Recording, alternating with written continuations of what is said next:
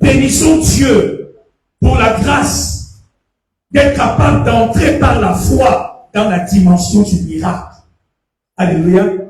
Moïse est devant la mer Rouge. La mer Rouge est fermée devant les enfants d'Israël. Dieu dit à Moïse, élève ton bâton, fends la mer. Et les enfants d'Israël ont marché à sec au milieu de la mer. Parce que leur Dieu, le Dieu en qui ils ont cru, c'est le Dieu du miracle. Alléluia. Alléluia. Je te dis ce matin que tu es un candidat pour le miracle de Dieu cette année dans ta vie. Alléluia. Il ne s'agit pas d'être un illuminé. Il s'agit d'être un homme qui a la révélation. Que cette foi que j'ai, j'ai développée, cette confiance que j'ai en Dieu, est une confiance qui amène Dieu à manifester son miracle et son surnaturel dans ma vie. Quelqu'un me suit ce matin. Quelqu'un me suit ce matin. Allons ensemble dans le livre de Matthieu, au chapitre 17, le verset 20. Nous parlons du potentiel de la foi. C'est la première chose que nous devons considérer. Le potentiel de la foi. Parce que quand on lit la Bible et qu'on voit tout ce que la foi est capable d'accomplir, nous sommes bousculés dans nos cœurs. Alléluia.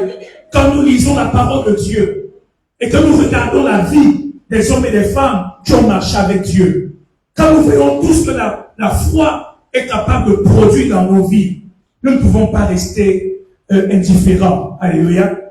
Je vous parle de cela ce matin, c'est d'abord pour amener une soif dans ton cœur. Alléluia. Il faut que tu saches la valeur et le potentiel de cette foi que tu as en Dieu. Alléluia. Allons dans Matthieu au chapitre 17, le verset 20. Matthieu chapitre 17, verset 20. Vous y êtes? Est-ce qu'on peut lire ensemble? Matthieu chapitre 17, le verset 20. Lisons ensemble une fois et deux.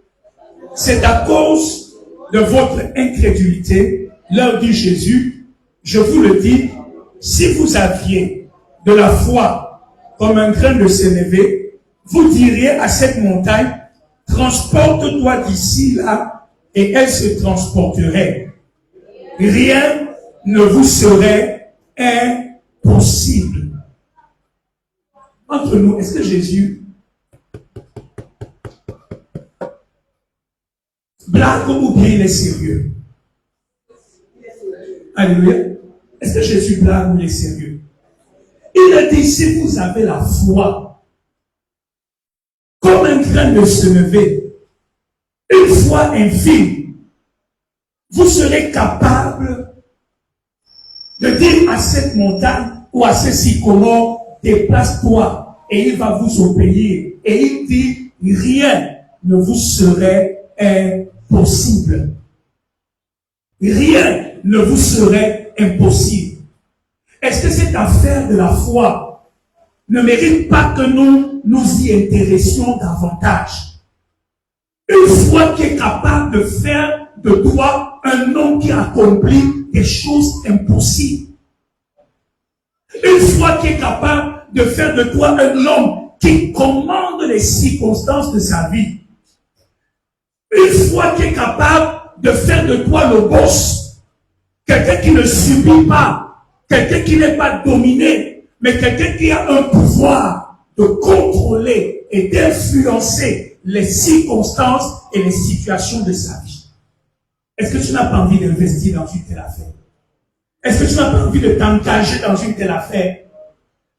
Est-ce que tu n'as pas envie de développer une telle foi? Jésus dit, rien ne vous serait impossible. Donc non seulement la foi fait de toi un candidat pour vivre le miracle, mais la foi fait aussi de toi quelqu'un qui commence à expérimenter les choses impossibles dans sa vie.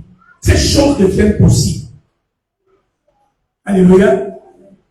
La Bible déclare clairement, Jésus l'a dit, que tout est possible à celui qui croit. Je disais ce matin que tout ce que je vais dire, vous l'avez déjà entendu. Mais je voudrais ce matin que tu aies vraiment une autre révélation de ces choses ce matin. Rien ne vous serait impossible.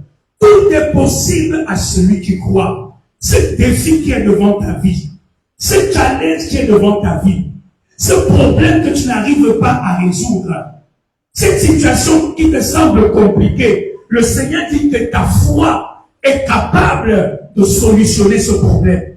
Ta foi est capable d'amener un changement dans cette situation. Les hommes ont dit que c'est impossible. Les situations disent que c'est impossible. Mais le Seigneur dit que quand tu as la foi, tu n'es pas obligé d'accepter le verdict d'impossibilité. Cette situation, elle est capable de changer. Parce qu'avec Dieu, il n'y a pas de langage d'impossible. Quelqu'un me suit ce matin. Quelqu'un me suit ce matin.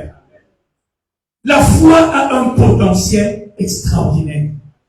Et je voudrais que nous puissions méditer sur ce potentiel tous les jours de notre vie. Ma Bible est que sans la foi, nul n'est agréable à Dieu. Sans la foi, nul n'est agréable à Dieu. Il faut que celui qui s'approche de Dieu croit que Dieu existe et qu'il est le rémunérateur de ceux qui le cherchent. Alléluia. Quand un homme cherche Dieu par la foi, la Bible déclare que cet homme devient agréable à Dieu et il aura une rémunération. Quelqu'un me suit ce matin. Quelqu'un me suit ce matin. La foi a un potentiel extraordinaire. Est-ce que nous sommes ensemble ce matin? Ma Bible déclare que tout ce qui est né de Dieu triomphe du monde. Et la victoire qui triomphe du monde, c'est la victoire qui triomphe du monde, c'est tout ce qui est né de Dieu triomphe du monde. Et la victoire qui triomphe du monde, c'est ta foi. Il a dit, vous aurez des tribulations dans ce monde. Il a dit, vous aurez des adversités dans ce monde. Il a dit, vous aurez des persécutions dans ce monde. Il a dit, vous aurez des challenges dans ce monde. L'ennemi va s'élever. Mais il a dit quoi? Que la victoire qui triomphe du monde, c'est votre foi. C'est votre foi. C'est pour ça que Satan, connaissant le potentiel de la foi, la première chose qu'il veut détruire dans ta vie, c'est ta foi. Parce que cette foi, c'est ça la clé de ta victoire. Alléluia. La victoire qui triomphe du monde, suivez-moi bien. La victoire qui triomphe du monde, c'est ta foi. C'est ta foi. C'est ta foi. Quel que soit ce que tu peux vivre, quel que soit ce que tu peux expérimenter, ta foi est ce qui te donne le dessus et la victoire. Quelqu'un me suit ce matin? Je parle du potentiel de la foi. Ce que la foi est capable d'apporter dans ta vie. La foi est capable de te faire vivre dans la victoire, quel que soit ce qui vient contre toi. Vous savez clairement que ni la parole de Dieu, ni Dieu n'a jamais dit qu'il n'y aura pas de bataille ni de tribulation. Mais Dieu nous a garanti la victoire. Il nous a garanti la victoire. Et cette victoire passe par notre foi. Alléluia. Vous aurez des tribulations dans ce monde, mais prenez courage, j'ai vaincu. Et vous aussi, vous allez vaincre parce que votre foi se trouve en moi. Quelqu'un me suit ce matin? Je parle du potentiel de la foi. Lisons un dernier texte dans Éphésiens au chapitre 6, le verset 18. Éphésiens chapitre 6, verset 18. Éphésiens chapitre 6,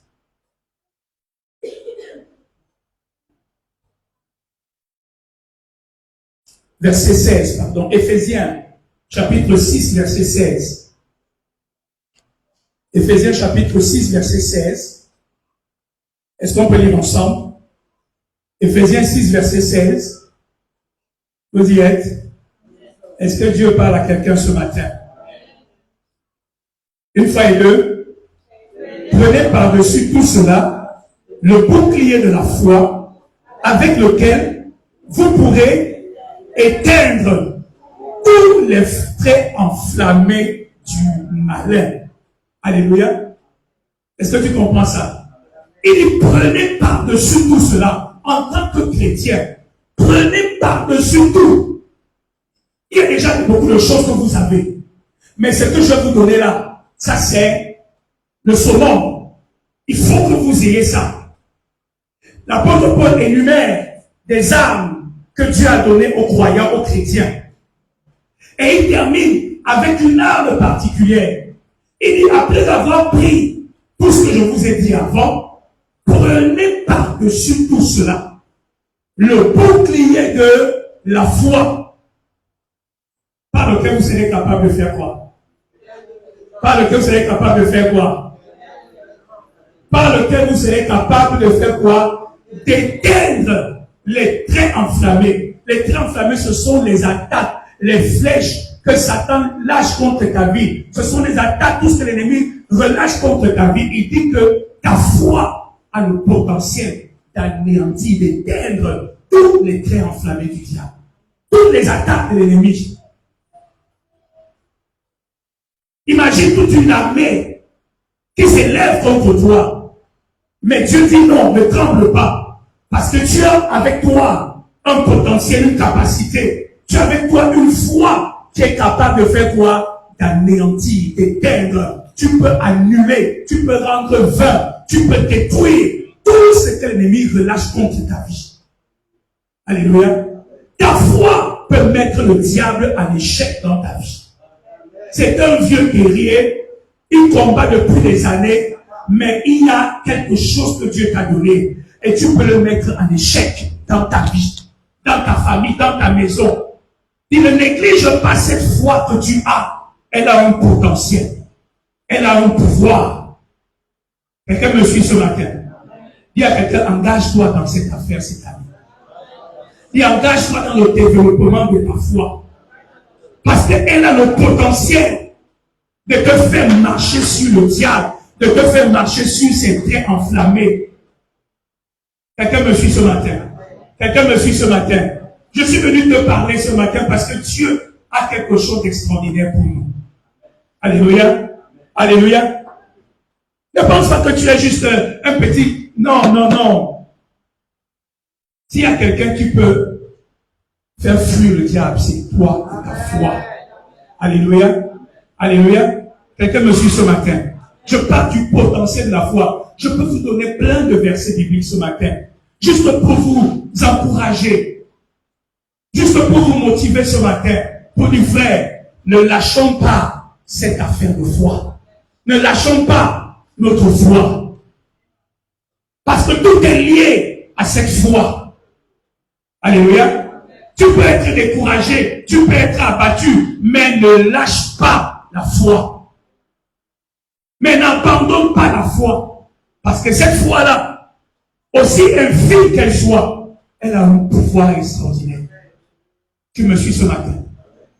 C'est pour ça que quand le diable a réclamé Pierre, Jésus a dit à Pierre, Pierre, Satan t'a réclamé pour te cribler comme un froment.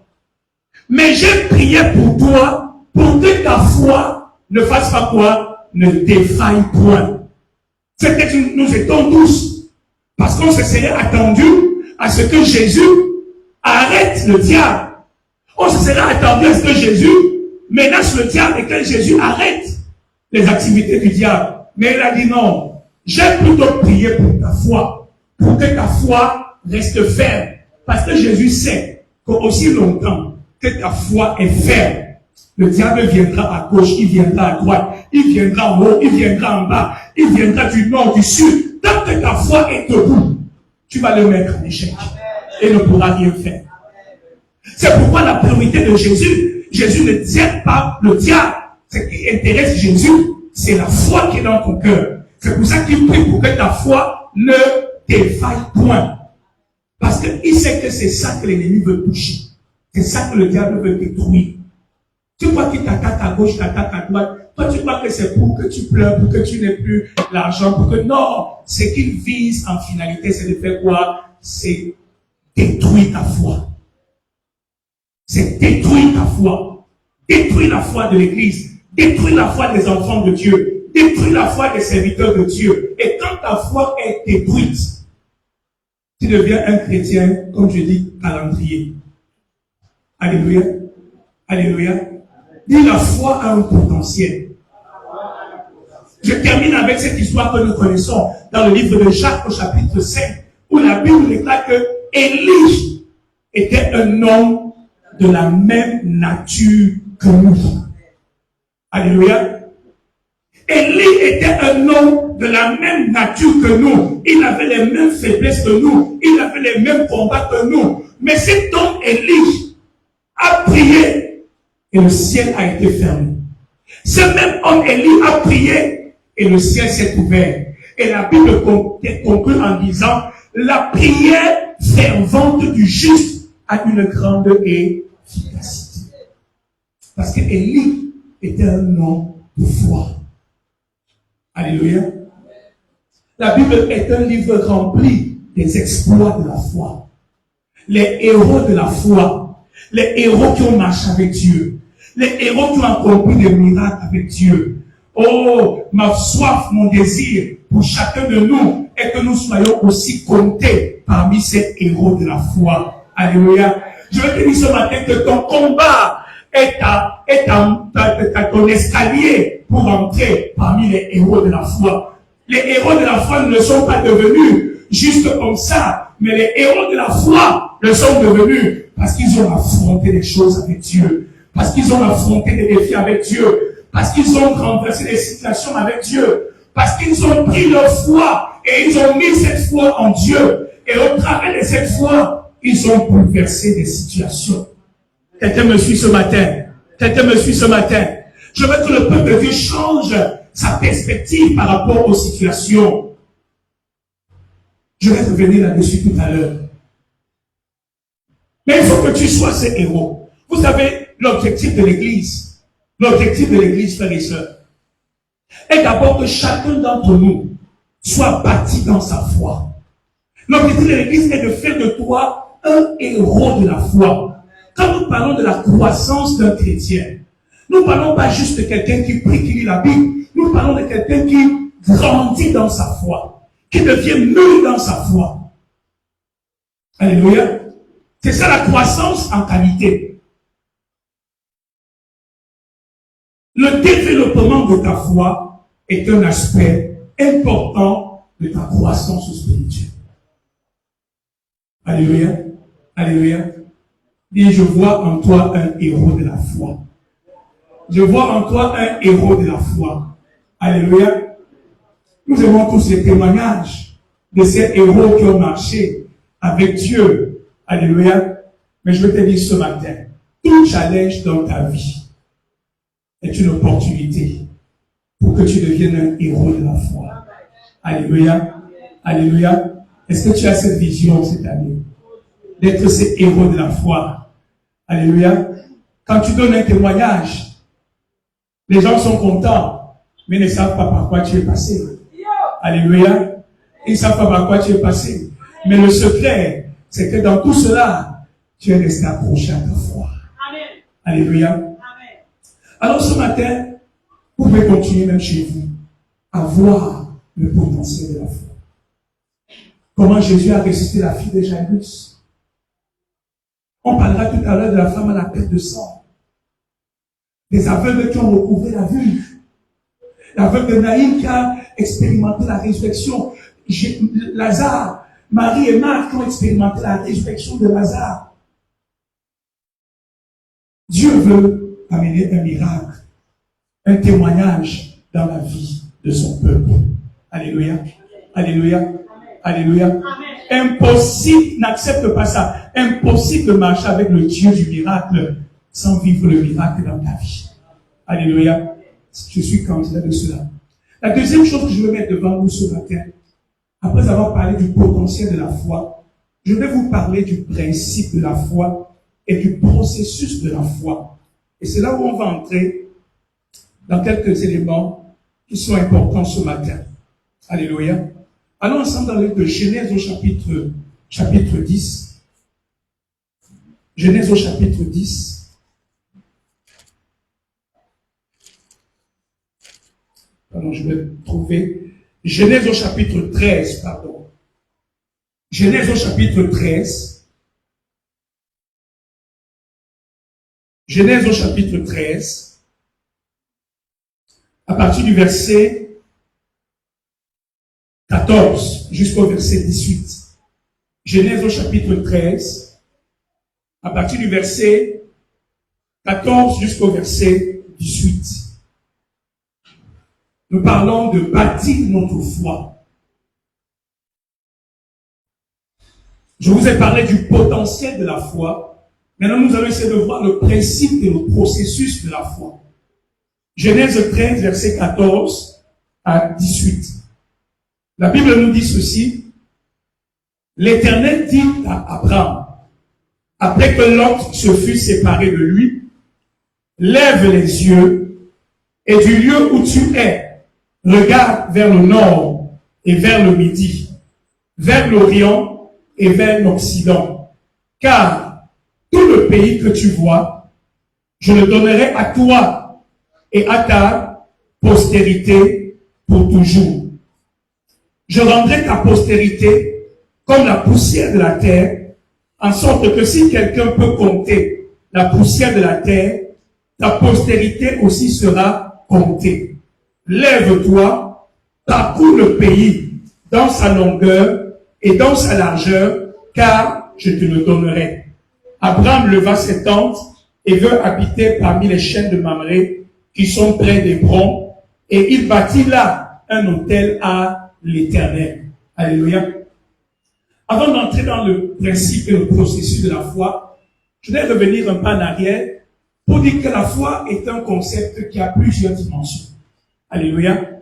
C'est un concept qui a plusieurs dimensions et la Bible parle de la foi de plusieurs manières. Et donc, il faut que je précise ce matin dans quelle dimension je parle de la foi. Parce que, comme vous savez, la foi entre dans tout ce qui concerne la vie avec Dieu. Alléluia. La foi, c'est vraiment un pilier central de l'économie du royaume de Dieu. Déjà, notre relation avec Dieu est fondée sur la foi. Alléluia. Notre relation avec Dieu, notre statut spirituel aux yeux de Dieu est fondé sur la foi. Alléluia. Nous sommes fils de Dieu par la foi en Jésus. Alléluia. La Bible déclare qu'à ceux qui l'ont reçu, à ceux qui croient en son nom, elle a donné le pouvoir de devenir enfants de Dieu. Donc notre relation avec Dieu est basée et fondée sur la foi. Alléluia.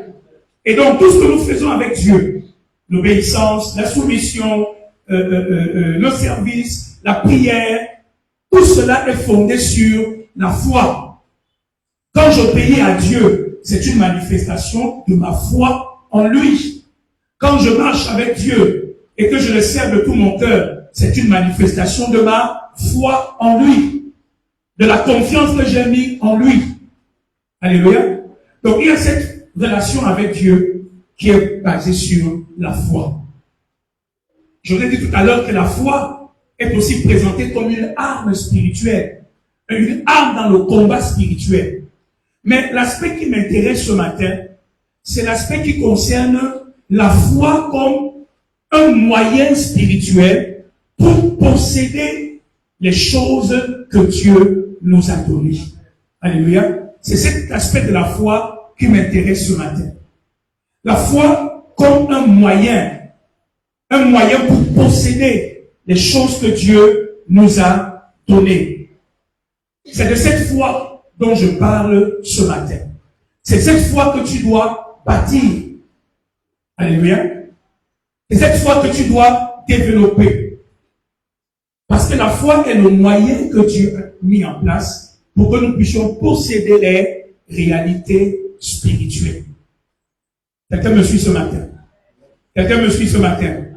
Suivez-moi ce matin, je vais essayer d'être simple. Et que Dieu nous accorde la grâce de présenter ces choses simplement. Le principe de la foi. Et donc, dans le royaume de Dieu, la foi est pas pratiquement, la foi, en réalité, est une loi. Est une loi que Dieu a établie. Alléluia. C'est une loi. Et c'est une loi qui fait en sorte que toutes les bénédictions que Dieu nous a données, qui sont des bénédictions d'ordre spirituel, alléluia, pour que ces bénédictions d'ordre spirituel, nous puissions les posséder sur le plan physique, sur le plan naturel, nous devons activer une loi qui s'appelle la loi de la foi. Vous me suivez ce matin? C'est un principe.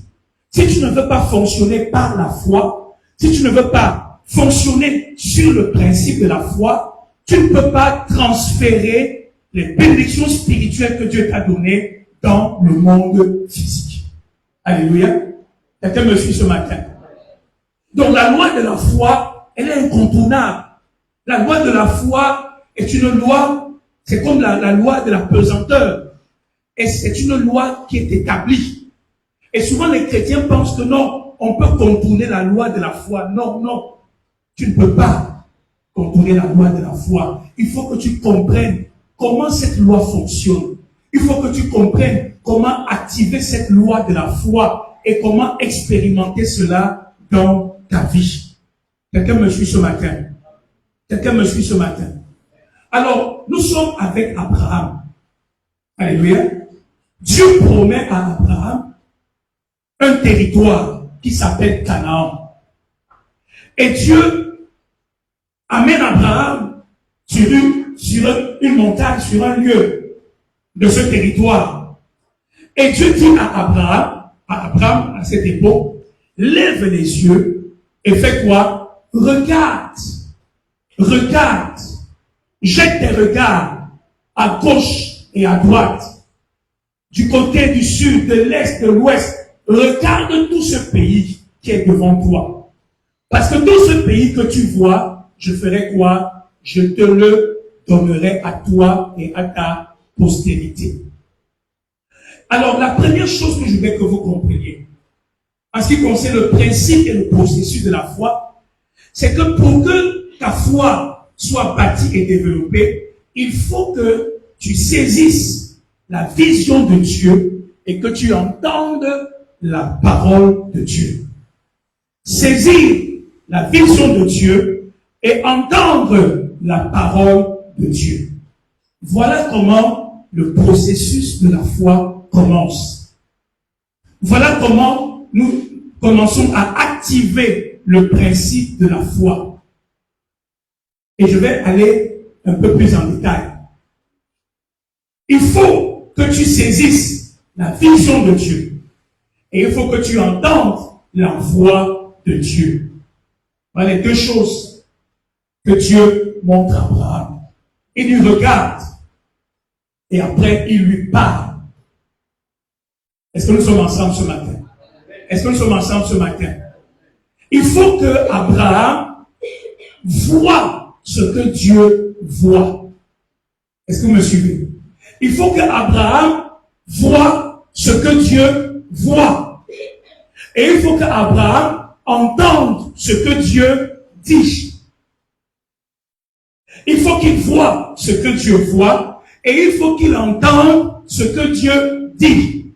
Voilà comment nous commençons à enclencher le processus de la foi dans nos vies. Voilà comment nous commençons à bâtir la foi dans nos vies. Dieu promet un territoire Canaan. Je vais te dire que nous aussi, nous avons un Canaan que Dieu nous a donné. Alléluia. Et que ce Canaan représente toutes les bénédictions que Dieu nous a données par Jésus-Christ. Toutes les bénédictions que Dieu nous a données par Christ, c'est ça notre Canaan. Alléluia. Me suivez ce matin. C'est ça notre Canaan. Alors comment est-ce qu'on va s'y prendre pour posséder ce Canaan?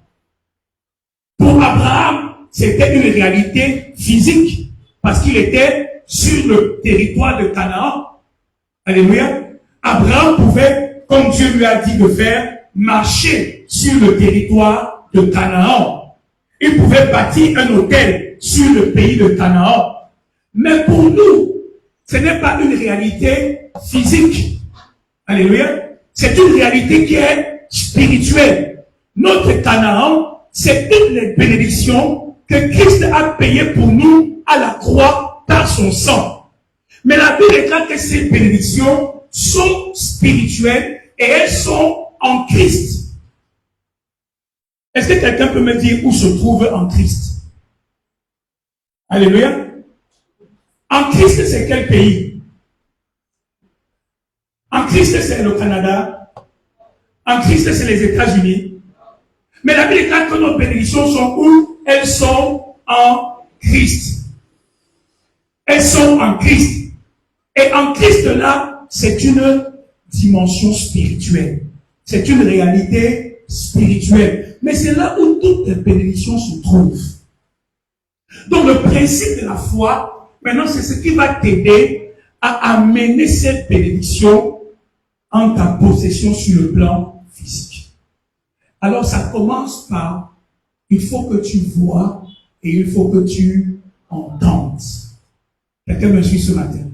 Il faut que tu vois et il faut que tu entendes. Il faut que tu vois la vision de Dieu. Et il faut que tu entendes la parole de Dieu. Quelqu'un me suit ce matin? Quelqu'un me suit ce matin? Il faut que tu vois. Il faut que tu vois ce que Dieu voit. Il faut que tu vois ce que Dieu voit concernant ta vie.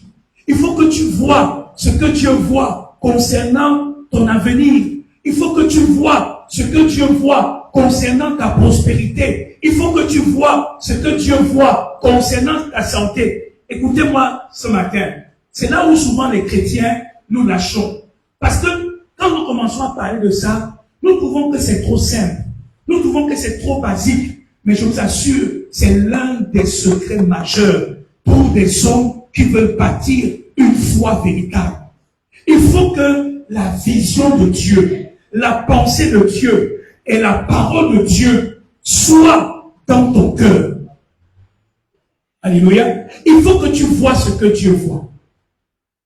Ma Bible dit une chose, que quand Dieu a parlé, quand Dieu a fait une promesse, le prochain ingrédient que l'homme doit ajouter à la parole de Dieu, c'est sa foi. Alléluia. C'est sa foi. Ce n'est pas toute la parole de Dieu qui s'accomplit dans ta vie. C'est la parole que tu reçois avec la foi. C'est la parole que tu reçois et que tu mélanges avec la foi qui va s'accomplir. Quelqu'un me suit ce matin? Donc il ne faut pas simplement que Dieu ait parlé. Il ne faut pas simplement que Dieu ait promis. Mais il faut aussi que ta foi entre en action. Il faut que tu y aies une participation de ta part. Et la foi, c'est ta participation. Ta foi, c'est ton implication. Cette affaire ne peut pas s'accomplir toute seule. Dieu a besoin de toi. Dieu a besoin que tu t'engages aussi. Dieu a besoin que tu t'impliques aussi. Dieu a besoin que tu participes aussi. C'est pour ça que, pour que sa promesse s'accomplisse, pour que son programme pour toi se réalise, pour que la vision qu'il a pour toi devienne une réalité, il a besoin que tu collabores avec lui. Alléluia. Et pour que tu puisses collaborer avec lui, il faut que tu vois la même chose que lui, il le voit. C'est ce que nous appelons la vision. C'est ce que nous appelons la révélation. Alléluia. Je vous donne un exemple. Supposons que on te fasse entrer dans une grande maison. Et on te dit que dans cette maison, il y a toutes les richesses possibles pour toi. Alléluia. Tout ce que tu veux, tout ce que tu désires est dans cette grande maison. Il y a les chambres qui sont remplies de biens précieux. Et on t'introduit dans cette chambre, dans cette maison. Sauf que, dans cette maison-là, il n'y a pas de lumière. C'est le noir le plus total. tout est dans le noir. Tu es dans la maison, mais tu ne vois pas. Alléluia. Tu es dans la maison, mais tu ne vois pas. Mais on te dit que dans cette maison-ci, il y a toutes les richesses, il y a l'or, il y a l'argent, il y a les biens précieux. Mais toi, quand tu entres dans cette maison, tout est noir, il n'y a pas de lumière. Est-ce que tu pourras prendre possession de tout ce qui est dans cette maison? Est-ce que tu pourras prendre ce qui est dans cette maison? Non. Tu vas tâtonner parce que tu ne vois rien. Peut-être que tu vas tâtonner, tu vas attraper quelque chose là, mais tu ne sais même pas de quoi il est question parce que tu ne vois pas. Alléluia. On te dit qu'il y a une chambre dans cette maison qui contient de l'or, mais tu ne vois pas le chemin qui conduit à cette chambre. Tout est dans le noir. Tu me suis ce matin. Imagine alors que pour t'aider, quelqu'un sort de nulle part et il appuie sur un interrupteur. Et en appuyant sur cet interrupteur, la lumière envahit la maison. Et tu commences à voir l'or, les richesses, l'argent, les possibilités. Est-ce que tu auras encore un problème pour posséder? Non, tu vas marcher directement. Tu sais que dans cette chambre, il y a les bijoux précieux. Il y a les sacs d'or. Tu entres, tu fais quoi? Tu prends. Il y a la guérison dans cette chambre. Tu fais quoi? Tu entres, tu prends. Mais est-ce que tu pouvais faire ça quand il y avait les ténèbres? Est-ce que tu pouvais faire ça quand c'était dans le noir? Non. C'est le même principe sur le plan spirituel. Pour que tu possèdes les bénédictions de Dieu, il faut que quelqu'un allume la lumière. Il faut que quelqu'un allume la lumière.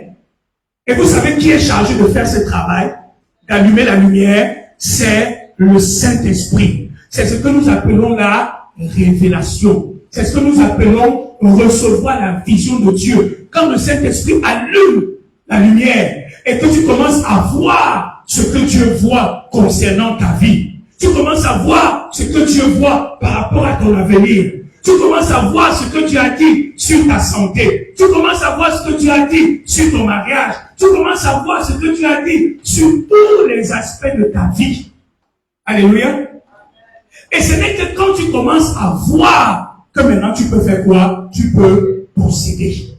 Tant que tu ne vois pas, tu ne peux pas posséder. Alléluia. C'est pourquoi il dit à Abraham, lève les yeux, regarde, parce qu'il faut que tu vois. Tout le pays que tu vois, je vais te le donner. Tu ne peux pas posséder ce que tu ne vois pas. C'est pour ça que je peux vous donner un autre exemple. Imagine qu'on t'introduise encore dans la même maison. Dans la même maison. Cette fois-ci, la lumière est allumée. Alléluia. Sauf qu'en te faisant entrer dans cette maison, on a fait quoi? On a pris un bandeau et on a mis sur tes yeux. On a pris une grande couverture noire, on a mis dans tes yeux, sur ta tête. Même si la maison là est remplie d'or, tu vas voir quelque chose. Tu risques de sortir de là les mains vides, n'est-ce pas? Pourquoi? Parce qu'il y a ce voile qui est sur tes yeux. Est-ce que tu sais que la Bible déclare que nous aussi nous avons des yeux spirituels? La Bible appelle ça les yeux de notre cœur. C'est avec les yeux de ton cœur que tu discernes les réalités spirituelles. Mais si les yeux de ton cœur sont voilés, si les yeux de ton cœur sont aveuglés, comment tu vas posséder? C'est ce qui s'appelle la révélation. C'est ce qui s'appelle la vision. Quand le Saint-Esprit éclaire les yeux de ton cœur et que tu commences à voir ce que Dieu pense de toi. Et que tu commences à entendre ce que Dieu dit te concernant. Quelqu'un me suit ce matin? Quelqu'un me suit ce matin? Le principe et le processus de la foi commence par la vision. Quand tu vois ce que Dieu voit, la deuxième étape, c'est que quand tu saisis la vision de Dieu, il va naître dans ton cœur une conviction. Alléluia. Quelqu'un me suit ce matin? Il ne faut pas seulement que tu vois. Alléluia. Mais il faut aussi que tu fasses quoi? Que tu acceptes que ce que Dieu me montre là, c'est ce qu'il a pour moi. Et c'est ce qu'il veut m'accorder. La deuxième étape, c'est qu'il faut qu'il y ait en toi une conviction qui jaillit. Une conviction qui dit oui.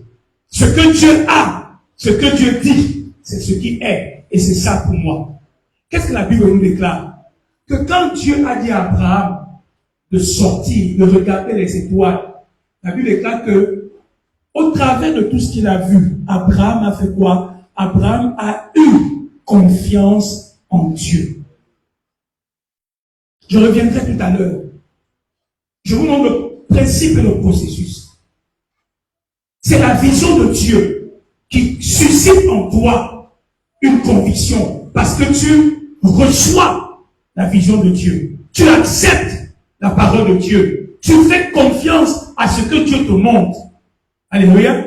Dieu te dit, voilà ce que moi j'ai accompli pour toi à la croix. Voilà ce que je pense de ta vie. Je te vois en santé parce que j'ai envoyé Christ mourir à la croix. Je te vois prospère parce que sur la croix, la malédiction de la pauvreté a été brisée. Je te vois dans la sainteté parce qu'à la croix, Christ a payé le prix pour briser le pouvoir du péché sur ta vie. Je te vois en haut et non en bas. Je te vois comme ça parce que Christ a tout accompli. Est-ce que tu acceptes cela? Est-ce que tu crois en cela? Est-ce que tu veux épouser cette vision comme moi j'ai? Alléluia. Quand tu dis oui Seigneur, qu'est-ce qui se passe? Il y a une conviction qui commence à jaillir dans ton cœur. Suivez-moi ce matin. Peut-être je n'aurai pas le temps de tout dire, mais même si je dis 2 ou 3 choses, je voudrais que ça aide quelqu'un ce matin. La foi commence quand tu saisis la vision de Dieu. Et la foi continue quand tu commences à bâtir une conviction intérieure. Suis-moi. Une conviction intérieure.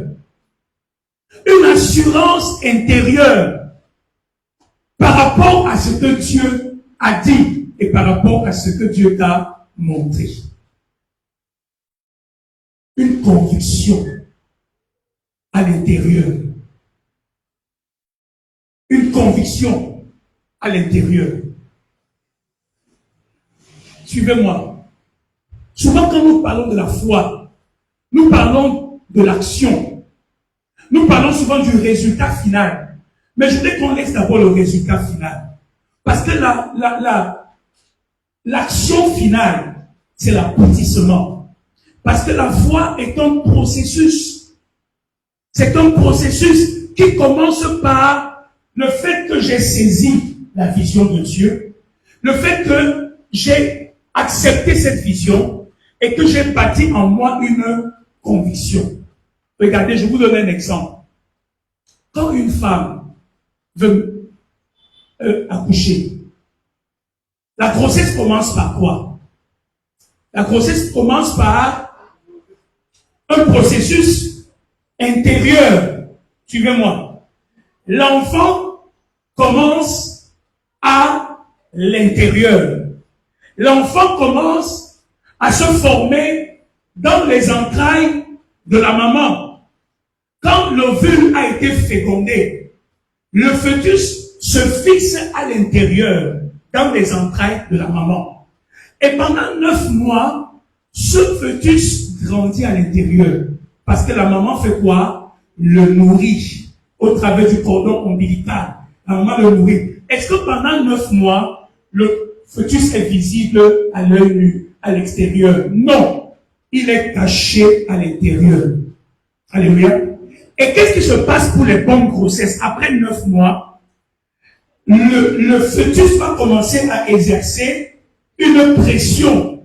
Parce que le temps pour lui de sortir est arrivé. Alléluia. Et le fœtus commence à exercer une pression. Plus la pression s'exerce, la maman va maintenant ressentir des douleurs. Et elle va pousser. Et l'enfant va naître. C'est le même processus avec la foi. La foi ne commence pas à l'extérieur. La foi commence par ce qui se passe à l'intérieur de toi. Quelqu'un me suit ce matin. La foi commence par l'intérieur. Beaucoup d'entre nous, nous avons les yeux fixés sur l'extérieur. Nous voulons voir une manifestation. Nous voulons voir une guérison. Nous voulons voir un miracle financier. Nous voulons voir une délivrance dans la vie de nos enfants. Nous voulons voir une prospérité. nous avons les yeux fixés sur le résultat extérieur. Mais nous oublions de travailler sur le processus intérieur. C'est de ça dont je parle ce matin. Bâtir ta foi pour l'élargissement commence par un processus intérieur. Il y a une conviction qui doit jaillir de ton cœur. Il y a une assurance qui doit jaillir de ton cœur. Quelqu'un me suit ce matin?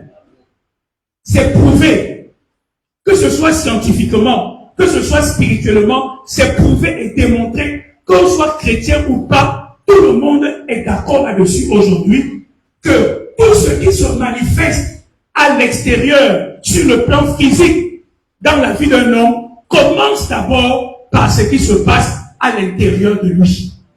Alléluia. Commence d'abord par ce qui se passe au plus profond de son cœur. Et frères et sœurs, si nous voulons posséder les réalités spirituelles, si nous voulons posséder ce qui se trouve dans le spirituel, l'endroit où nous commençons, c'est d'abord où? Dans notre cœur. À l'intérieur de nous. Nous commençons d'abord par bâtir une conviction à l'intérieur. Regardez. Tout à l'heure, on a lu un texte, un très bon texte. Il dit que tout ce que vous demanderez, en faisant quoi? En priant, croyez que vous l'avez reçu et vous le verrez. Vous comprenez cela? Croyez que vous l'avez reçu. En d'autres termes, on reçoit, si vous voulez, 2 fois. La première fois que tu reçois, c'est à l'intérieur, c'est dans ton cœur. Crois que tu l'as reçu. Alléluia. La deuxième fois que tu reçois, ce n'est que la manifestation extérieure, ce que la Bible appelle l'accomplissement. Écoutez, quand Dieu a dit à Abraham, je te donnerai ce pays, et quand Abraham a fait confiance à Dieu, Abraham a reçu ce pays. Il a reçu ce pays. Il a possédé ce pays. Ce pays lui appartenait dès cet instant. Et la preuve, c'est quoi? Abraham a commencé à marcher sur le pays. Il a commencé à marcher et il bâtissait des hôtels. Il élevait des hôtels. C'était une manière de dire que j'ai possédé ce pays. Mais est-ce que vous savez qu'en réalité, physiquement, Abraham, le pays n'a été possédé que des années plus tard par les descendants d'Abraham? Qu'est-ce que je veux dire? Je vais encore vous montrer un exemple tout à l'heure. Tu ne peux pas vivre la guérison physique si tu ne l'as pas d'abord possédé sur le plan spirituel, à l'intérieur, dans ton cœur. Tu ne peux pas vivre la prospérité à l'extérieur si tu ne l'as pas d'abord possédé à l'intérieur. Quelqu'un me suit ce matin? Nous attendons des manifestations, mais nous n'avons pas bâti le processus intérieur qui doit produire la manifestation. C'est comme une femme qui attend un enfant, mais qui n'est jamais tombée enceinte. C'est comme une femme qui attend un enfant, mais qui a eu une fausse couche, mais elle ne s'en rend pas compte. Elle est toujours en train d'attendre l'enfant, alors que la grossesse est déjà passée. La grossesse est déjà passée. Tout ce que Dieu fait quand tu viens dans sa maison, il cherche à implanter en toi sa vision. Tout ce que Dieu fait quand tu viens dans sa maison, il cherche à implanter en toi la semence de sa parole. Et il faut que tu acceptes cette parole et que tu la reçoives. Et là, tu es enceinte. Et tu commences à nourrir cette conviction. Cette conviction. Alléluia. Quelqu'un me suit ce matin. Je vais vous donner un autre exemple. La femme à la perte de sang. Suivez-moi, ça va nous aider. La femme à la perte de sang. Vous savez l'histoire de cette femme, elle a souffert pendant des années, sans aucun changement. Elle a dit qu'un jour, elle entend que Jésus est en vie. Dans toute sa souffrance, la Bible déclare qu'elle a quitté sa maison. Et elle se disait dans son cœur que si je touche son vêtement, je serai comment? Je serai guéri. Cette femme, par rapport à ce que je vous explique, avait déjà possédé la guérison à l'intérieur. Elle avait déjà bâti à l'intérieur d'elle-même une conviction ferme et totale en sa guérison. Parce qu'elle avait entendu. La Bible ne nous explique pas le processus par lequel elle a bâti cette conviction. Je reviendrai là-dessus tout à l'heure. Mais avant même qu'elle ne touche Jésus, cette femme avait déjà en elle sa guérison. Et en touchant Jésus, il y a eu une manifestation. J'aimerais vous dire qu'il y a beaucoup de choses que nous faisons qui ne produisent pas des résultats escomptés. Parce qu'au départ, il n'y a pas en nous cette conviction. Il n'y a pas déjà en nous quelque chose qui a pris possession de ce que nous attendons. Ça veut dire quoi? Tout le monde veut toucher Jésus, n'est-ce pas? Tout le monde n'a pas été guéri. La seule qui a été guérie, c'est la seule qui croyait déjà dans son cœur. C'est la seule qui croyait déjà dans son cœur. C'est la seule qui croyait déjà dans son cœur. C'est la seule qui était déjà guérie dans son cœur. De telle sorte que lorsqu'elle a touché, c'était juste une manifestation. Tu sais que tu peux arriver à un stade de ta vie où quand tu vois Dieu agir dans ta vie, ça ne t'étonne plus. Alléluia. Parce que tu as tellement construit, bâti ta conviction en Dieu, que lorsque Dieu a agi, ce n'est que conforme à ce que tu attendais, à ce que tu croyais déjà dans le plus profond de ton cœur. Et parce que tu avais cette foi, tu savais que la parole de Dieu ne peut pas mentir. Ça va prendre le temps, mais ça va se manifester parce que j'ai déjà ces choses dans mon cœur. Mais souvent, nous nous attendons de voir avant de croire. Ça ne fonctionne pas comme ça. Il faut que tu bâtisses en toi une conviction. Et c'est ça l'objectif de la Bible, qu'elle se disait en elle-même, si je touche son vêtement.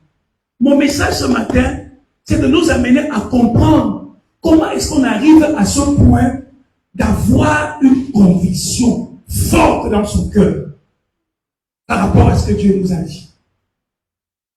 Comment tu arrives à cultiver que le jour même où tu te lèves et que tu te rends compte que le pied là ne fait plus mal, tu te lèves ce matin, tu dis, tu bénis le Seigneur. Ça ne sera plus, oh, non, j'avais déjà, ma guérison était déjà mienne, ma guérison était déjà en moi. Que lorsque Dieu va te faire prospérer, ça ne sera plus une surprise. Tu sauras que ça, j'avais déjà possédé ça depuis. Alléluia. J'attendais seulement la manifestation. Quelqu'un me suit ce matin. Comment on arrive à ce processus? Je vais terminer avec quelques points tout à l'heure. Je vous donne un deuxième exemple dans la parole de Dieu. Un exemple aussi très parlant. La Bible nous parle, dans Luc 24, des deux disciples de Jésus. Après la mort de Jésus, deux de ses disciples, l'un d'entre eux s'appelait Cléopas.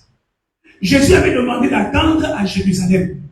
Mais Cléopas et son ami, au vu de tous les événements et de tout le désordre et l'agitation qu'il y avait à Jérusalem après la mort de Jésus, Cléopas et son ami ont dit, oh, bêta, nous on quitte Jérusalem et on va se rendre dans un petit village qui s'appelle Emmaüs.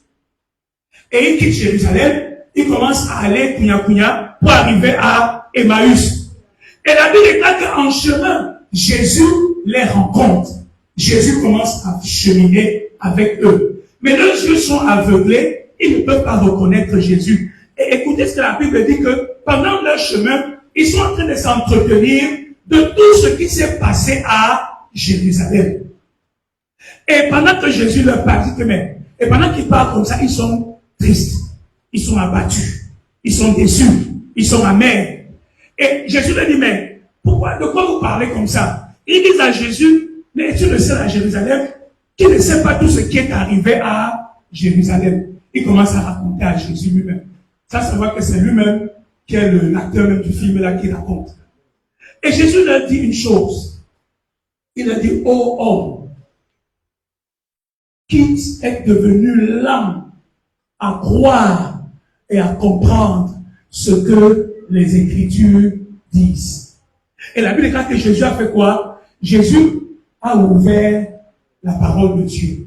Depuis l'Ancien Testament jusqu'à la fin du Nouveau Testament, de l'Ancien Testament, Jésus leur a montré point par point ce qui était écrit. Je suis venu dire à quelqu'un ce matin, il y a des gens parmi nous qui passent le temps à regarder à ce qui est arrivé. À ce qui est arrivé. À ce qui est arrivé. Mais Jésus ne va pas leur parler de ce qui est arrivé. Jésus va leur parler de ce qui est écrit. Donc ta vie se déroule entre ces deux pôles. Ce qui est arrivé et ce qui est écrit. Ce qui s'est passé et ce qui est écrit.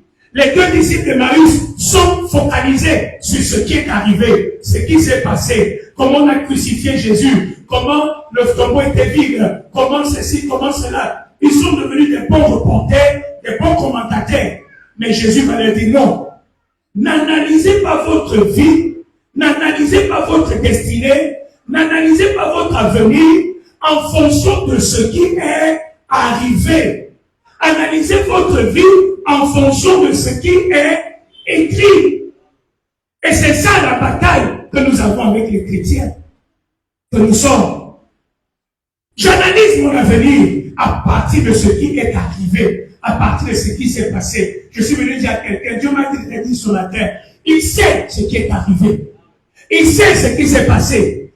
Il sait qu'un imprévu est arrivé et a renversé tes projets. Il sait qu'un accident est arrivé et tout ce que tu avais planifié est tombé en l'eau. Il sait que quelque chose de décevant est arrivé dans ta vie. Il sait qu'il y a des choses qui sont arrivées dans ta vie qui sont frustrantes. Il sait ce qui est arrivé. Mais Dieu te dit ce matin, détache-toi de ce qui est arrivé et focalise-toi sur ce qui est écrit. Jésus va leur faire un cours de théologie à partir de l'Ancien Testament sur ce qui est écrit. Mais le problème que nous avons ce matin, c'est que malheureusement, beaucoup d'entre nous, nous ne savons pas ce qui est écrit. Nous ne savons pas ce qui est écrit. Et nous analysons nos vies à partir du script des circonstances. Jésus leur a dit non, ce n'est pas ça.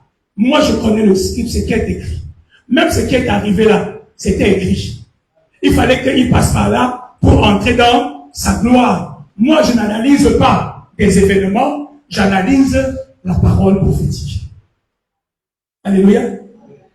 Il y a des gens qui sont trop attachés à ce qui se passe, à ce qui arrive.